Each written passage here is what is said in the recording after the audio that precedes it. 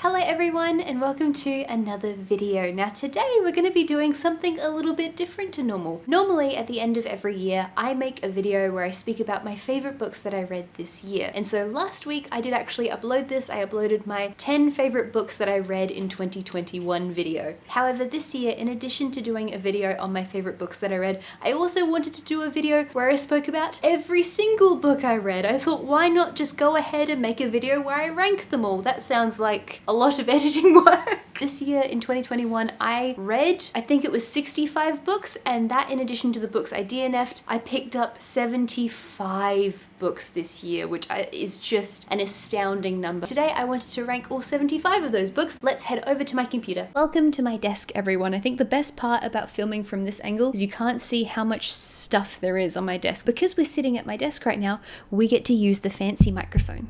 Now, because we have so many books to go through today, I'm gonna have to go through these pretty rapidly, so I'm not gonna explain the plots for a lot of the books. I'm just gonna try and do this as efficiently and speedily as I can. Let me explain the tiers that we have. Up here at the top we've got Love. These are my 5-star books, and obviously the books I loved the most. I feel like that's self-explanatory. These here are the 4-star books, so these are the very good books. They're books that I enjoyed a lot, but for some reason they just didn't pack enough punch for them to get into like the 5-star category for me. These ones are the 3-star books, so these are good but could have been more engaging, so I enjoyed them, but I felt like it was missing a significant amount in order for it to be a 5-star book or a 4-star book. The not for me category is the 2-star books and the 1-star books. Now generally I don't give out 1 or 2 stars to books, and the reason for that is if I'm not enjoying a book, I'll generally just DNF it straight away. Like, I don't generally force myself through books that I'm not enjoying because I think that's just a bit of a waste of time. Depends on the context of the book. Sometimes I will want to finish a book to see how it ends. DNF. Now here, I feel like I need to explain this one because these are not necessarily books that I hated. There are going to be books in the DNF pile that I plan to go back to eventually. The DNF category is literally just for books that I did not finish. So sometimes this is for books that I did not enjoy, but sometimes it's for books that I think I'll enjoy, but I just didn't find engaging at the time. I will also put a very quick caveat in here. Reading is very, very subjective. Just because I've put a book in the 3-star category or the DNF category doesn't mean that it's not objectively a good book. These are just my opinions, obviously based on my personal taste, but just because I don't like a book doesn't mean that that's definitively a bad book, and just because I love a book doesn't mean it's definitively the best book in the world. Again, subjective. If I put your favorite book in the DNF category, I'm sorry. On to the video. Okay, the very first book is by Cal Newport, and it's Digital Minimalism: Choosing a Focused Life in a Noisy World. I felt like it was reasonably helpful to me when I read it. However, I think it was a bit outdated in its research. That tends to be the way when we have books on technology. Everything becomes so outdated so quickly. I also thought that it was unnecessarily unkind to video games. It really lumped video games into the same category, being not worth people's time, which I inherently disagree with. So I thought it was good, but it could have been better. Saga Land by Richard Feidler and Kari Guslison. This is a book about Iceland. I wanted to read it because I read and loved Ghost Empire by Richard Feidler, and this particular book talks about the history of Iceland and also looks at the Icelandic sagas. I really enjoyed it. I thought it was a lot of fun, and I felt like I learned heaps about Iceland. 4 stars. The House in the Cerulean Sea by T.J. Klune. Now, if you've watched my favorite books of 2021 video already, you know exactly where this is going to go. Yeah.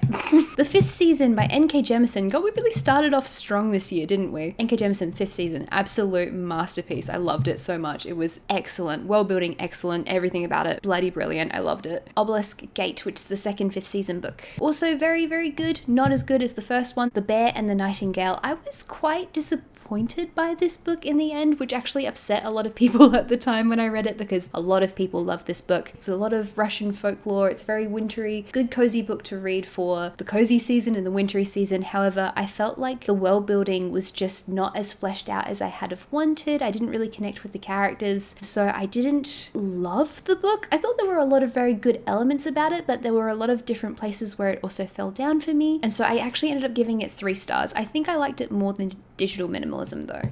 Stone Sky, which was the last N.K. Jemisin book for the Broken Earth trilogy, also excellent. I think Stone Sky was my least favorite book of the three. I thought it was really, really brilliant still, even though it wasn't quite as good as the 5th season and as Obelisk Gate. The next one is another self-help book. This is Never Split the Difference by Chris Voss. This is written by the guy who used to be the head of the FBI's hostage negotiation team. It's a book literally just about negotiation. I thought it had a lot of very good, tangible advice. I think it's good especially for people who struggle with conflict. I gave it 4 stars. The Lives of Christopher Chant by Diana Wynne Jones. This is another book in the Crestomancy series. Particularly love the very first book. That book is such a nostalgic book for me. I adore it to pieces. This one was good, not nearly as engaging as the first one, but it's still a really good book. Let's pop this here.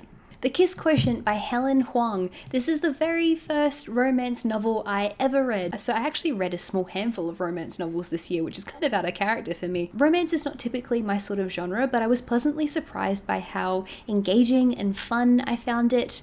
It's probably sitting on the edge of 3 and 4 stars. Let's pop it at the top of 3 stars for now. No, I changed my mind. It can sit there for now. It was really good. I gave it 3.5 stars initially, but I think now that I've read a few more romance books, I think this is probably more like a 4-star book. It was quite good. Piranesi by Susanna Clarke. Absolutely wonderful. Where do I put this? I'm trying to remember the order of which I placed my books for my favorite books of 2021 video. Okay, so after the first 5th season book, but before the 2nd and 3rd books in the Broken Earth trilogy. What I talk about when I talk about running. This was a gift I got from Tyler for my birthday. It's Haruki Murakami's memoir on running and writing. I thought it was really wonderful and engaging and a very good book about writing in general. I love the way that Haruki Murakami writes. Honestly, I would read a shopping list by him. Such a talented human being. I love Haruki Murakami. But did I like it more than Sagaland? Probably. Castle in the Air. Now this is the sequel to Howl's Moving Castle. Do not go into this book expecting a full sequel to Howl's Moving Castle. We don't even start off in this book with the characters from Howl's Moving Castle. This book is labeled a sequel, however, it's actually a retelling of the Arabian Nights. I thought it was good and fun, and I loved getting to see Howl and Sophie a few more years into their marriage, but they do not feature heaps in this book. Do not go into this book expecting a lot of Howl and Sophie. There were some elements with this book that I thought were quite outdated with the way that certain demographics were depicted.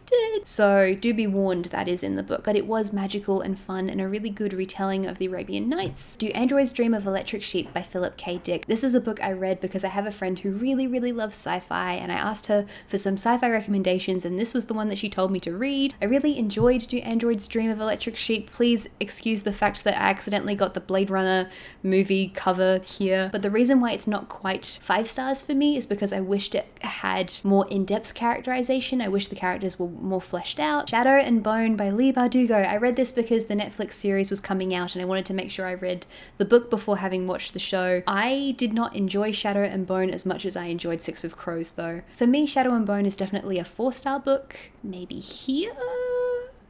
Next book is the very first book I DNF'd of the year. This is Homo Deus by Uval Noah Harari. I picked this up because I absolutely adored Sapiens when I read it last year or the year before. This is his follow-on book from Sapiens. Homo Deus is a history of tomorrow. The thing I loved about Sapiens is that it was so engaging. I felt like it had a lot of really interesting content. I felt like it didn't waffle. It was very concise. Whereas with this one, straight away, I didn't find it engaging. And I think it was in like the first chapter. This book came out in 2016. The book says, "We will never have another pandemic."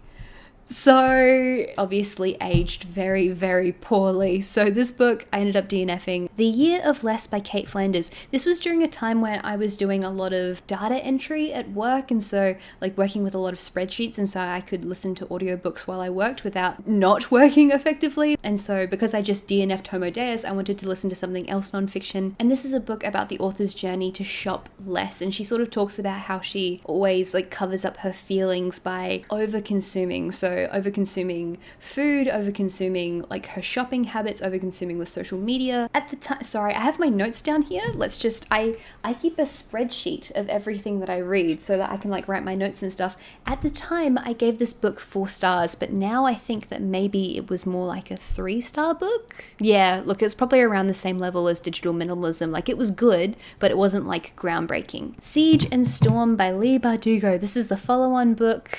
I think I liked it more. Okay, so we've got the 3rd book as well, Ruin and Rising. So this is the Shadow and Bone trilogy. I think I liked Ruin and Rising by far the most out of all of these books. In fact, I might actually put Ruin and Rising here. I think she perfects her craft so much with each book, and so you can see there's quite a quality jump. I liked Ruin and Rising the most out of the 3 books. The next one is Red, White and Royal Blue. This is another romance book, and this is a book that is very, very much loved by a lot of people, so please don't yell at me. I started listening to this and couldn't get into it. I can go above Homo Deus. I couldn't connect with the characters. It didn't feel strong enough for me, and so I'm not against rereading it eventually, but I did actually end up DNFing it. Clara and the Sun by Kazuo Ishiguro. This book was good. It was very good, and I've spoken about Kazuo Ishiguro a lot before because I loved Never Let Me Go. It's one of my favorite books of all time. Probably for me, this book let me down the most because I was so hyped to read it. I was so excited, and then it wasn't groundbreaking. It's a sci-fi book about an android. I just read To Android's Dream of Electric Sheep, and this book didn't really explore anything new. The book fell down for me, unfortunately. I did enjoy it. I thought it was a good book, and so it did still get a 3.5 for me, but because I love Never Let Me Go so much, I wish it was better. Next one is Why We Sleep by Matthew Walker. Very good non-fiction book about sleep. I felt like I learned a lot from it. Yeah. The next book is Where the Crawdads Sing by Delia Owens. God, 5 stars. I love this book. I thought it was amazing. It just missed out on being in my top 10 books of 2021. I thought it was beautiful. I loved the imagery. I thought it was a very emotional, lovely story. Love that book. It was so good. The Dictionary of Lost Words by Pip Williams. I love that this book was written by a local South Australian author. It was written by an author who lives in the Adelaide Hills, and so I found that very exciting. I enjoyed the book. I thought the book had a lot of very strong positives to it. I enjoyed the characters. I thought it was wonderful. And so I gave this book 4 stars. However, I felt like there were a few different ways that the book fell down for me, particularly with the dominant theming of women's voices being lost. Like, that was the main sort of focus of this story. The story is about the dictionary and how the dictionary was made. I just wish that a book like this, that like the theming is specifically about people being forgotten and people being pushed to the margins. I wish this book had have included more stories of people of color in it. Like, I felt like that was a missed opportunity, but otherwise I thought it was a really good book, very enjoyable and engaging. Here. I reckon it goes here. On Earth, We're Briefly Gorgeous by Ocean Vuong. 5 stars, very strong 5 stars. I love this book. I thought it was beautifully written. Lonely Castle in the Mirror by Mizuki Tsujimura. Excellent book, very good, very magical, very fairy tale-esque. Set between Tokyo and a secondary world through a mirror. The Girl Who Drank the Moon by Kelly Barnhill. I thought this was a good, cozy, whimsical, witchy story. However, I wish the meaning of the book was a bit deeper. I felt like the world could have been fleshed out a bit more. I felt like the characters could have been fleshed out a bit more. A strong story overall, but I just felt like it could have been more engaging. Atomic Habits. This is another book I'm scared people will yell at me over. I DNF'd this as well. When I'm reading a non-fiction book, I really want it to be extremely concise. I want the book to make its point and then move on to a completely new point. If there's repetition, particularly in a non-fiction book, I find it really annoying, and I only got 1 or 2 chapters into this, but I just felt like it took the same point and labored on it and labored on it and labored on it again, and I just wasn't getting the sense that this book was going to have the depth that I wanted from it. I might be completely wrong. The rest of the book might be absolutely amazing. This is a massive bestseller. Did not engage with it. Walden was very dull and not for me. Inner Life of Animals. I read this because I wanted to read more nature-centric books, basically for absolutely no reason. The author depicted this baby deer dying in a way I won't explain, but it was pretty horrible, and I still can't get that image out of my head. And I feel like it's important to pick your audience. You know, if someone wants to read about the inner life of animals, they probably also don't want to hear about an animal being brutally killed. So just as a thing. And it's not like, oh, it was eaten by a tiger or something. I don't know if tigers really eat deer. It was not that. It was not like a circle of life thing. It was a different, DNF. Wildwood is another book that I read on my nature book journey. Was extremely boring. This one is Braiding Sweetgrass by Robin Wall Kimmerer. I thought it was really brilliant at the time. I put it in the 3-star category, but now I want to pop it up to 4 stars just because I felt like I learned so much about the environment. I really loved getting to see Robin Wall Kimmerer's perspectives as a Native American woman and as a botanist. They both die at the end by Adam Silvera. I cried a lot reading this book. I started listening to it on the treadmill and I had to stop because I was like running and crying at the same time. This one is a 4.8 for me, so it's going to go at the very top of the very good category. Jonathan Strange and Mr. Norrell, very strong 5 stars. I love it to pieces. Can't remember where it's supposed to go. Nakano Thrift Shop by Hiromi Kawakami. It was good, but it's not my favorite book by Hiromi Kawakami, so 3 stars. The Virago Book of Witches, a very good book on witches in general, short stories about witches from all over the world, and so I thought it was a really good compilation of witchy stories. There's No Such Thing as an Easy Job by Kikuko Tsumura. I think sort of the marketing of this book is what ruined my expectations. Like, I thought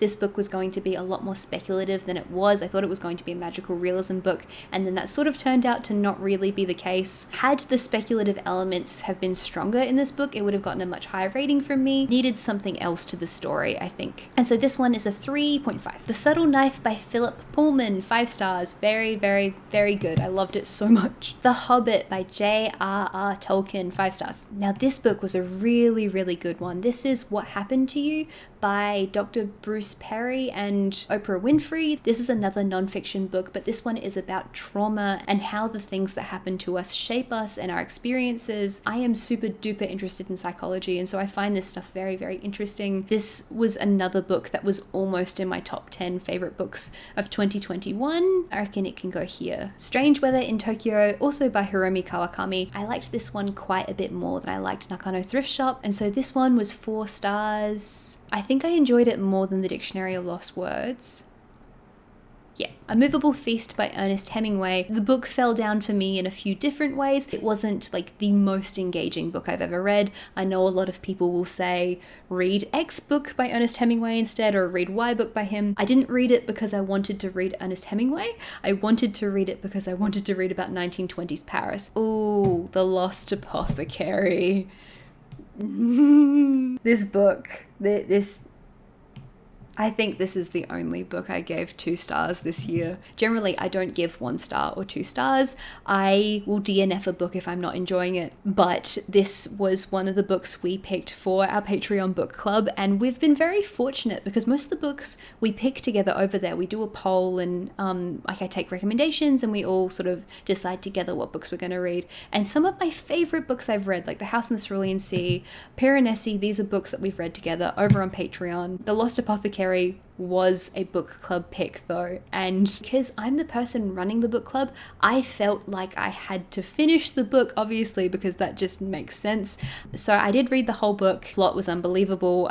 Just the choices the protagonist made didn't make sense. In our monthly wrap-up video, I basically spent 20 minutes ripping this book to shreds. Positives about the book. I liked the premise of the book. I think the cover is quite pretty. However, it was not for me. The Courage to Be Disliked. This book, I DNF'd it so quickly. It made me really mad. A lot of people love this book as well, and so I can only really judge off of what I read, but there's a section at the very beginning of the book where it speaks about trauma, and it gives an example of hikikomori, which is people in Japan who are shut-ins, who basically don't leave their room, and it was speaking about this guy who was clearly traumatized, but then it sort of went on to imply that people are traumatized by choice. I really didn't like the way it was speaking about trauma, and so it made me really annoyed really, really quickly. Again, maybe the book goes on and completely changes the way it speaks about this. Maybe I only got the first little bit and it gets better, but that one section was enough to put me off the book, so I didn't enjoy that. The Oxford Illustrated History of Witchcraft and Magic, 5 stars. Thought it was amazing, so well researched. Sandman audio production. I listened to this on Audible. I haven't read the Sandman comics. I would would really love to because I do enjoy comics. Listening to this was sort of the moment where I realized how dark Neil Gaiman actually goes. Like there's a scene in this audio production that's set at a diner. The amount of violence and sexual violence that's in this is really, really confronting. Generally, I'll give content warnings for things that I think might be particularly upsetting to some people. Normally, I'm very good at handling heavy themes and violence and stuff like that. Normally, I'm absolutely fine. This made me so uncomfortable. I was like working on the illustration project and I was drawing. It was 11 o'clock at night and it was so violent and so upsetting that I kind of didn't get to sleep until 4 a.m. that night. Like the images just stuck with me. Despite that, I really enjoyed it. And so this was still 4 stars for me. I thought the world building was excellent. I loved the characters. I loved how creative it was. I thought it was really interesting and engaging. Brilliant storytelling, but super duper duper dark. We'll pop it here. Circe by Madeline Miller. This one is 4.5 stars for me. Starting Point by Hayao Miyazaki, which is basically a compilation of Hayao Miyazaki's interviews and essays. 5 stars. I loved it so much. I loved getting to read it. The Familiars by Stacey Halls. I thought this was a really good, fun, witchy story. Probably here. American Gods by Neil Gaiman. Okay, this might be my least favorite Neil Gaiman novel. Just to be clear, I love Neil Gaiman. I've read most of his books and I absolutely love his work to pieces. It was still very, very good. It was an excellent piece of storytelling. The world was very interesting and fleshed out, but it's a massive novel and a lot of people with this book really struggle to connect with the main character because he doesn't have a lot of agency and his name is Shadow. He's supposed to be a shadow. And so in this book, the narrative often feels quite meandering. We don't really know where the story is going, and so it feels like it drags a lot. However, I will retain that the ending of this book is excellent, and so this still does end up in the 4-star category for me. I think I would place American Gods here. Ocean at the End of the Lane, 5 stars. The Graveyard Book, 5 stars. These were all rereads that I did for my Neil Gaiman readathon. Coraline, 5 stars. Zen and the Art of Simple Living. This is a very, very short book. It could have had more substance. It could have been longer. However, I did enjoy the process of reading it. House of Hollow by Crystal Sutherland. This is 5 stars. The Nature of Witches by Rachel Griffin. I don't think this book was really for me, but I feel like it's a bit harsh putting it next to The Lost Apothecary. It was good. It had some good parts to it, but there are a lot of spots for me where the story sort of fell down for this one. I had a lot of questions about the world building. A lot of the elements of the world felt quite unbelievable to me. I just think that maybe I'm not the target audience for this book. I'm leaning towards putting it here, but I feel like I'll put it here. The Woman in the Purple Skirt by Natsuko Imamura. I found this book really, really interesting. I enjoyed it, and so this one was 4 stars. The Infernal Desire Machines of Dr. Hoffman by Angela Carter. I love Angela Carter to pieces, but this is probably my least favorite novel by her, which is interesting because this book is supposed to be her magnum opus. Another content warning here, significant amounts of sexual assault in this one. The world was so interesting and so surreal and creative, and the writing was amazing. There were so many things with this book that kind of stopped me from enjoying it as much as I've enjoyed her other work. Let's pop this here. Howl's Moving Castle. This was another reread, 5 stars. Obviously, it's like my favorite book of all time. Anglo-Saxons, I can't read that one. A History of the Beginnings of England, 400 to 1066 AD. I DNF'd this in the end. Couldn't engage with the narrator. I do want to read it though because I'm interested in history. Smoke and Mirrors, which is a Neil Gaiman short story compilation. I thought it was really good. The Song of Achilles by Madeline Miller. I cried so much. I love that book. I love it to absolute pieces. The Secret History by Donna Tartt. Where did I place this? This is 5 stars. I love this. Here. Moshi Moshi by Banana Yoshimoto. This is a really good one. I really love the way the mother-daughter relationship was depicted in this book. I really liked the food imagery in this book, and I thought it had a lot of really strong points, and so I quite enjoyed it. I'm gonna pop this here. How Do You Live by Genzaburo Yoshino. This is the book that the next Studio Ghibli movie is going to be based on, the one that's currently being worked on. I thought it was such a sweet, peaceful, meditative little book. 4 stars. The Hating Game by Sally Thorne. Now, okay, we're getting to this section where we have the 3 other romance books I read this year. But now there was a particular week this year when I was sort of going through it, and for some reason my decision was to binge read a bunch of romance novels. Basically I started reading The Hating Game at like 5 p.m. on the Friday, and by 4 a.m. on the Saturday, the next day, I had also finished The Love Hypothesis. I then went and tried to read The Spanish Love Deception and DNF'd it because I couldn't get into the story. And by this point I had 3 books in a row that basically had a really, really similar love interest. Like it was the same type of like standoffish, sort of rude guy who's very, very tall and very conventionally attractive. Probably enjoyed The Hating Game the most. I gave it 3.5 stars.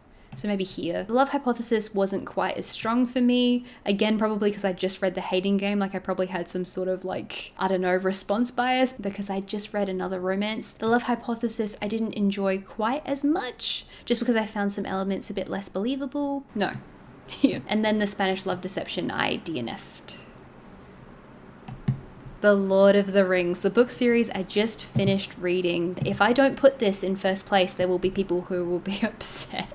But it's 5 stars. The whole series was 5 stars. I thought it was amazing and brilliant quality, but I'd probably place it right next to The Hobbit, I think. So that's all 3 books. Admittedly, I liked the second book the least, so I think I'll do Fellowship of the Ring, then Return of the King, then Two Towers. 50 Sounds by Polly Barton. Now, Polly Barton is the author who translated There's No Such Thing as an Easy Job by Kikuko Tsujimura. Now, this book is about her time in Japan and what it was like for her to learn how to be a translator. The title, 50 Sounds, relates to like the onomatopoeia and the sounds that she's heard as a translator, and she sort of like picks out different phrases that she finds interesting from Japanese language and goes into it and then sort of ties it with her own life. I have thus far DNF'd the book though, because there are these big long sections where she speaks about philosophy and it feels very academic in a way that I find unengaging. And so I really, really want to finish reading this book. I really want to go back to it. I really think that it's a book that I do want to read in its entirety. However, I just keep picking up the book and then putting it down because I don't feel engaged with it. So I do believe I'll read it eventually. The Stationery Shop of Tehran by Marjan Kamali. This is the final book we read this year over on Patreon for our book club, and I thought it was so delightful. I had so much fun reading it. I really loved getting to see the depiction of Iran in this book. I felt like I learned a lot about this specific place in the world. It had a really beautiful story that was really sad. It wasn't quite a 5-star book for me. I'd probably put it here. I really enjoyed this book. I thought it was really, really good. And then the very final book, Maybe You Should Talk to Someone by Laurie Gottlieb. This is another book I read because I'm interested in psychology. This is a book about a psychologist. She speaks about a small handful of her patients, but she also speaks about her own journey with going to therapy, and I just really love the way it's written. I think it's incredibly engaging. It's also very emotional. I love a good, engaging nonfiction book. I don't think it's quite 5 stars, but it's a very, very strong 4-star book for me, I think. Probably I'll put it here. Those are all 75 books I picked up this year. I'm quite proud of myself for having read 65. How many books did I actually read? In the end, I DNF'd 11 books and I read 64, which is the biggest amount I've ever read before. I think last year I read about 40 books, so I'm quite pleased with myself that I managed to read 64. But yes, this is my list. Is there anything we want to change? So in the end, this is where we landed. There's quite a few 5-star books here. I think I'm pretty generous with how I do my ratings. I put a lot of effort in when I'm picking books to try and make sure that I pick books that I enjoy, which is probably why I have so many 5-star and 4 stars here. That was every book I read and DNF'd in 2021. I hope you guys enjoyed this video. Please let me know if you want to see more ranking videos like this in the future. And also an enormous thank you to everyone on Patreon for supporting my channel. Over on Patreon we have a lot of really lovely bonus content, so if you want to check out Patreon, please feel free. There is a link in the description down below. Take care everyone, and I will see you next time. Bye bye.